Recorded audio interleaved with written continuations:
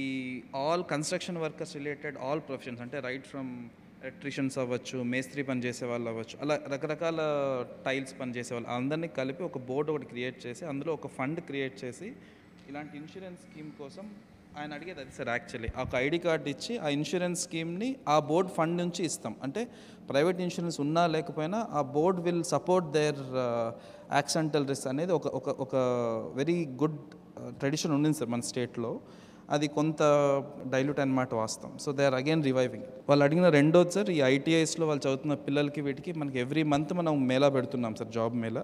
స్పెసిఫిక్గా ఈ ట్రేడ్ గురించి నేను ఫోకస్డ్గా ఒక మేళా ఒకటి నేను ప్లాన్ చేస్తాను సార్. సో దట్ అంటే ఈ వృత్తిలో ఉన్న వాళ్ళ కోసం, మీ పిల్లల కోసం సంబంధించి ఒక రోజు పెట్టి ఒక జాబ్ మేళా ఒకటి ప్లాన్ చేస్తాం. అది sir. Third one regarding land for their building sir. ఇలా ఒకసారి రిక్వైర్మెంట్ తీసుకొని నేను I will plan and then I will get back to you sir. ఈ land for association building sir. If you permit I will request నా కృష్ణతేజ గారు, joint secretary, to speak.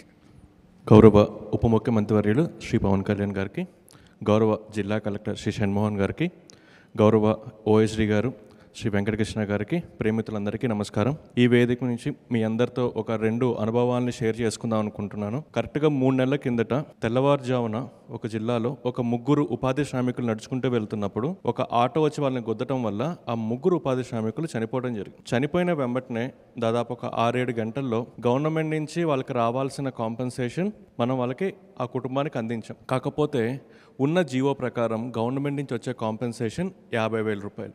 ఈ విషయం deputy CM గారికి తెలిసిన వెంబటనే డిప్యూటీ సీఎం గారు ఇచ్చిన instruction 50,000 నుంచి మనం మ్యాక్సిమం ఎంతవరకు ఇవ్వచ్చు అంటే 50,000 నుంచి 2 లక్షల దాకా ఇవ్వచ్చు అని చెప్పినప్పుడు సార్ స్పెషల్ ఇన్స్ట్రక్షన్ ఇచ్చి మనం ఆ 3 కుటుంబాలకి 2 లక్షల దాకా కాంపెన్సేషన్ చెల్లించడం జరిగింది. అదే రోజు సార్ ఇన్స్ట్రక్షన్తో ఇంక నుంచి ప్రమాదవశాత్తు ఏ ఉపాధి శ్రామికుడు చనిపోయినా సరే ఈ జీవో 10 ఏళ్ళు 15 ఏళ్ళ నుంచి మారకుండా ఉన్న జీవోని మార్చి 50,000 కాంపెన్సేషన్ నుంచి 2 లక్షలకి పెంచడం జరిగింది. దాంతోపాటు మరుసటి రోజు మళ్ళీ ఆ డిపార్ట్మెంట్ వాళ్ళందరినీ డిప్యూటీ సీఎం గారు పిలిచి ఈ 2 లక్షలు కూడా ఆ కుటుంబానికి సరిపోకపోవచ్చు అని చెప్పి వారం పాటు ఒక మిషన్ మోడ్లో అందరి చేత ఇన్సూరెన్స్ చేయించి ఆ ఇన్సూరెన్స్ నుంచి మళ్ళీ 2 లక్షలు వచ్చే విధంగా చేశారు. అంటే ఒక జిల్లాలో 3 ఉపాధి శ్రామికులు చనిపోతే మేమనుకున్నాం ఆ 3కి రావాల్సిన కాంపెన్సేషన్ ఇస్తే సరిపోతుంది అనుకున్నాం. కానీ డిప్యూటీ సీఎం గారి ఇన్స్ట్రక్షన్ మేరకు ఆ 3కి వచ్చే కాంపెన్సేషన్ 50,000 నుంచి 2 లక్షలు పెంచి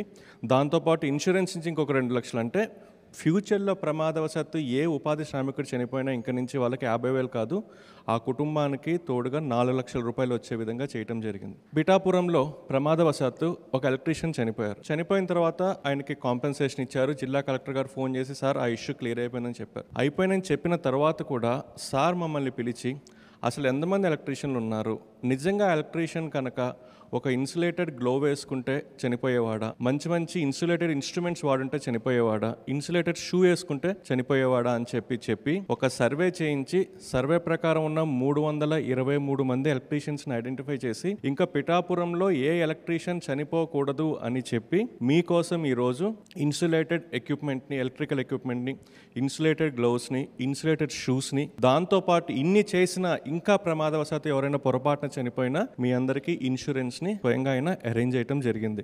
కాకపోతే ఈ వేదిక మీద మీ అందరికీ చెప్పేది ఏంటంటే ఎంత ఇన్సులేటెడ్ షూ ఇచ్చినా, ఎంత ఇన్సులేటెడ్ ఎక్విప్మెంట్ ఇచ్చినా, ఎంత ఇన్సులేటెడ్ గ్లోవ్ ఇచ్చినా మీరు కొంత జాగ్రత్త వహించకపోతే దానివల్ల ఉపయోగం ఉండదు. కాబట్టి ఇచ్చినవన్నీ మీరు సద్వినియోగం చేసుకొని మీ కుటుంబాన్ని మీరు దృష్టిలో పెట్టుకొని కొంత భాగం జాగ్రత్త మీరు కూడా ఉండే విధంగా చేయాలి. Sir, thank you so much for giving me this opportunity sir. Pithapuram నుంచి వచ్చేసిన మీ అందరికీ హృదయపూర్వక నమస్కారాలు. నాతో పాటు ఇక్కడ ఆసీనులైన కృష్ణతేజ గారికి, కలెక్టర్ షణ్మోహన్ గారికి, ఓఎస్డి వెంకటకృష్ణ గారికి అందరికీ నా హృదయపూర్వక నమస్కారాలు. మన పిఠాపురంలో గత ఏప్రిల్లో మల్లాం గ్రామంలో రిపేర్కి అని వెళ్ళి, హౌస్ హోల్డ్ రిపేర్కి అని వెళ్ళి ఆయన చనిపోవడం చాలా బాధ కలిగించింది. అంటే ఇలాంటి సంఘటనలు మనం జాగ్రత్తలు తీసుకోకపోతే జరుగుతూ ఉంటాయి. నేను అడిగాను అసలు ఎలా జరిగింది ఏంటి అని అడిగాను. అడిగినప్పుడు ఇంటికి ఎవరో పిలిచారు, చేస్తూ ఉంటే షార్టేజ్ జరిగింది, ఆ లీక్ వల్ల ఇట్లా అయిపోయిందని.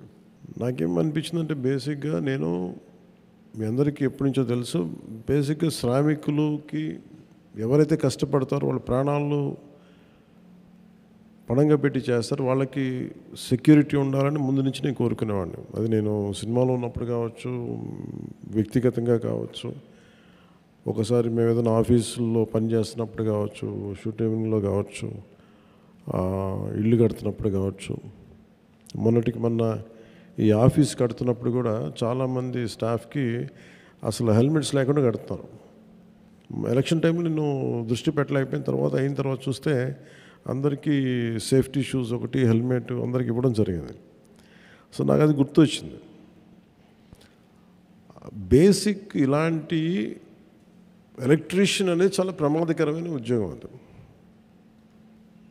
అన్ని ప్రమాదకరమైనవి, కానీ ముఖ్యంగా తెలిసి ఎక్కడ లీక్ ఉందో తెలియదు, ప్రమాదకరమైనది ఎలక్ట్రిసిటీ. దానివల్ల ఎంత మనకు వెలుగిస్తుందో ప్రాణాలు తీసే శక్తి కూడా ఎలక్ట్రిసిటీగా ఉంది. అందువల్ల చాలా జాగ్రత్తగా ఉండాలి. ఎందుకు ఆ జాగ్రత్తలు వహించలేకపోయారు అంటే రైట్ షూస్ లేవు, బేసిక్ కేర్ తీసుకోలేదు, ఇట్లాంటివి దృష్టిలోకి వచ్చినాయి ఆ రివ్యూస్లో. అదొక్కటే కాకుండా ఒకటి జాగ్రత్తలు తీసుకోకపోవడం వల్ల ఆయన ప్రాణాలు కోల్పోయారు, తద్వారా కుటుంబ సభ్యులకి సంపాదించే వ్యక్తిని కోల్పోవటం, అలాగే స్పర్ధలు కూడా రావటం, గ్రామాల్లో చిన్నపాటి గ్రామాల్లో స్పర్ధలు కూడా రావటం, అది ఇంకా ఇబ్బంది కలిగించేస్తుంది. ఒకవైపు ప్రాణం పోయిందనేది బాధ ఒకటి, ఇంట్లో సంపాదించే చేయబడి లేదనేది ఒక బాధ అయితే, దానికి తోడు మళ్ళీ ఈ సామాజిక స్పర్ధలు ఇంకా ఇబ్బంది కలిగజేస్తాయి. సో నాకు ఇవన్నీ చూసి అనిపించింది, ఎప్పుడు కూడా ఈ పొలిటికల్ మైండ్ సెట్లో ఉండే వాళ్ళందరూ గొడవలు పెంచి పెట్టడానికి చేస్తారు. నేనేమేమి ఆలోచిస్తానంటే ఒక గొడవ, ఒక ఇష్యూ వచ్చిందంటే దాన్ని ఎలా సాల్వ్ చేయాలని ఆలోచిస్తాను, కానీ ఎలా పెంచాలని ఆలోచించను. అందుకే నేను 100 సార్లు చెప్తూ ఉంటాను, రోడ్డు మీద ఎవరైనా వచ్చిన, బైకుల మీద వెళ్ళినా జాగ్రత్త జాగ్రత్త జాగ్రత్త అని 100 సార్లు చెప్తూ ఉంటాను.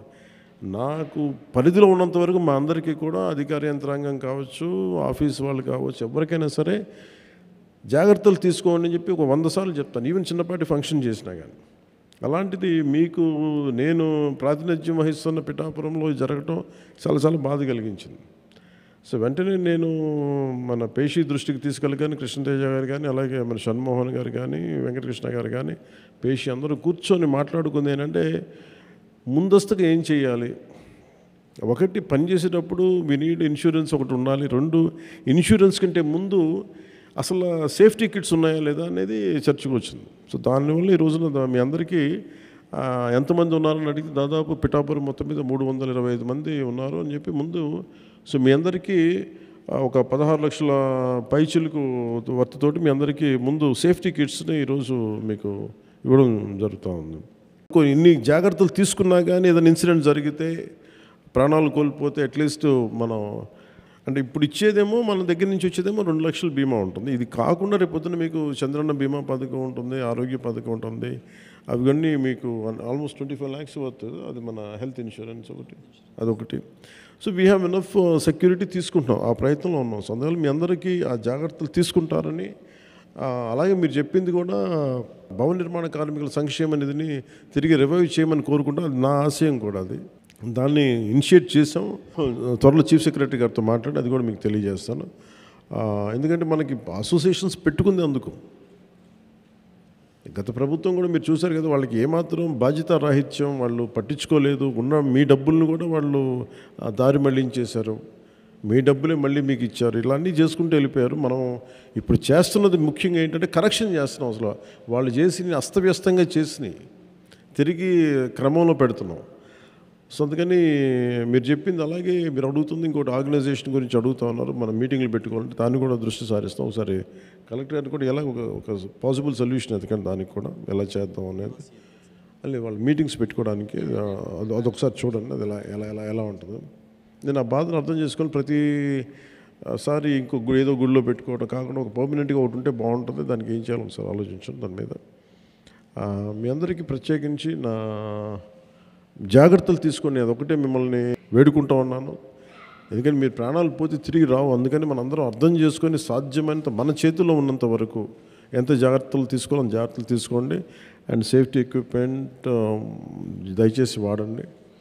అలాగే ఈ ఐటీఐ చదివిన వాళ్ళు కానీ వీళ్ళందరూకి ఏదన్నా జాబ్ మేళా లాంటిది ఉంటుంది అని బాగున్నారు. అది నేను చాలా రోజు నుంచి అనుకుంటా ఉన్నాను. ఇది ఒక ఐటీఐకే కాదు, మిగతా పాలిటెక్నిక్ అన్నిటికీ కూడా కన్సిస్టెంట్గా ప్రతి 4-5 నెలలకి 6 నెలలకి ఒక జాబ్ మేళా పెట్టాలనేది నేను వర్కౌట్ చేస్తాను. అది త్వరలోనే ముందుకు తీసుకొస్తాను మీ దగ్గరికి. 3 నెలలకు ఒకసారి పెడతాను. సో మీ అందరికీ మరోమారు ధన్యవాదాలు తెలుపుకుంటూ సెలవు తీసుకున్నాం. జై హింద్.